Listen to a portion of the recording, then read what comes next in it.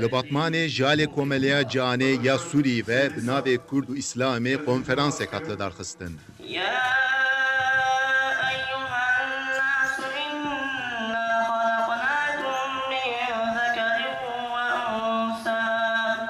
Vekirina konferansê bi xwendina Qur'anê dest pê kir. Di konferansê de Doktor Şîrin Aslan Qiliç li ser dîroka Kurdan û erdnîgariya Kurdan axifî û agahî parvekirin. Ji Kurdên binxatê Raşîd Seyid İsa jî li vir axifî. Seyid İsa got, İslam, Qur'an û dîn yên her kesî ne û keda Kurdan jî di dînê Îslamê de pir mezin e. Ev konferans medaye bi navê mafê mirovan di İslamiyê de û bi taybetî mafê Kurda ser vê qoniyê me xeberdayî li Batmanê.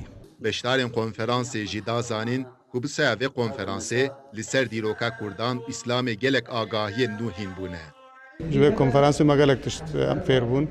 Têkiliyê Kurda ola İslamê da, xizmeta Kurda ji bo ola İslamê me gelek tişt fêr kirin. Vê konferansa hanîkê ji me re gotin û Kurd tarîxeke bîranîna Kurda heyî di misilmantiyê de. Yani gotin me Salaheddîn Eyyûbî gotin.